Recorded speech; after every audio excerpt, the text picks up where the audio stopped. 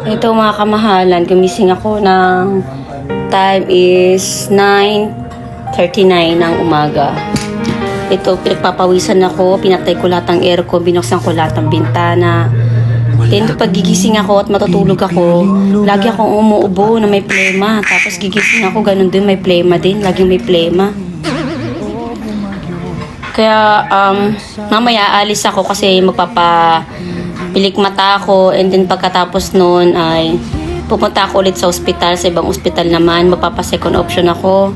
Hingi ako ng antibiotic. Kasi yung nakaraan na binigay sa akin na gamot, parang mild na gamot lang siya. Ganun. Kasi sabi pa ng doktor sa akin, bumalik daw ulit ako pag hindi daw ako gumaling. So, ibig sabihin yung binigay sa akin na gamot is, ano lang siya, mild na gamot lang. So, gusto ko kasi agad gumaling, kaya hingi ako pupunta ako sa ibang hospital, hingi ako ng antibiotic para sa So, hingi ako ng gamot para sa antibiotic, para gumaling agad ako.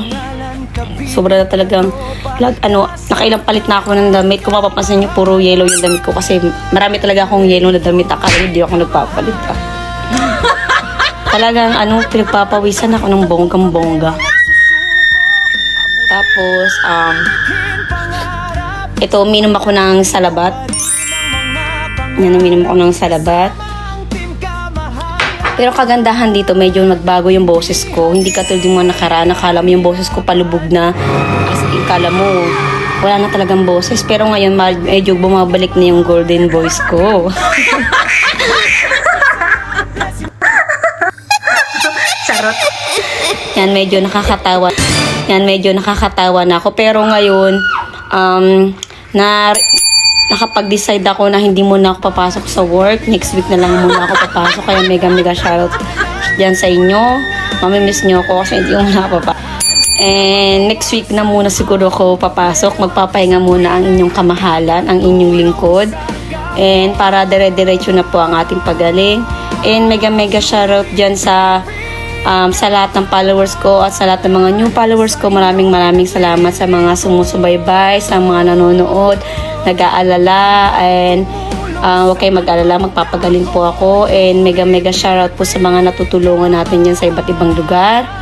And maraming salamat din po sa inyong lahat. Kayo po ang inspirasyon ko. And laban lang po tayo kung ano man ang ating mga pinagdadaanan sa buhay. Ngayon, umiinom po si Kamala ng salabat. Ito na po yung advice ninyo sa labat. So, umiinom naman ako ng salabat. Salabat siya with honey and lemon. Yan, umiinom po tayo yan. Gusto ko na kasi talagang gumaling. Nakaka-board na kaya. Piling lugar, kapatagan. And mega shoutout dyan kay Melchan Melchano na tinulungan po natin. And magpagaling ka and magpalakas ka. Tutulong lang po si Kamahalan sa abot lang po ng aking makakaya mula sa aking puso. Hangad ko na mas marami pa makapanood ng mga video in-upload natin para hindi lang ako yung tumulong sa'yo at iba't iba bang mga tao na may mga busilak na puso. And next week, pag kinaya ko na po, magla-live na po ulit si Kamahalan para namimiss ko na po yung makukulit natin mga followers dyan and yung mga solid supporters natin dyan. Namimiss ko na yung kulitan, tawanan natin lahat. And alam ko naman na namimiss nyo na rin po. Yun lang po mga Kamahalan. Update lang po tayo kay Kamahalan today. And mamaya mga 10:30 ay pupunta po ako ng ospital. Ay pupunta po ako sa salon. And pagkatapos po pagkatapos ko pumunta sa salon, pumunta po ako sa ospital ulit. Magpapa-second option ako. Hingi po ako ng antibiotic para sa ubo.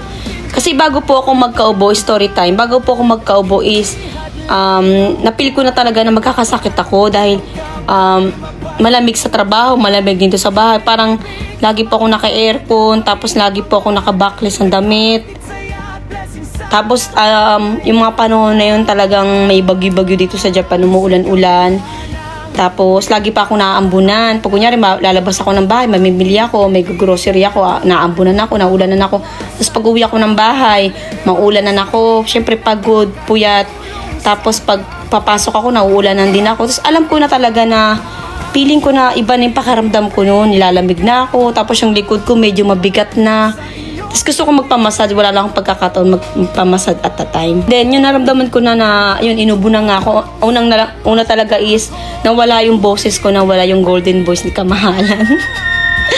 And then, lagi nang mabigat yung pakaramdam ko, nilalamig ako. Tapos yun, inubo na ako noon.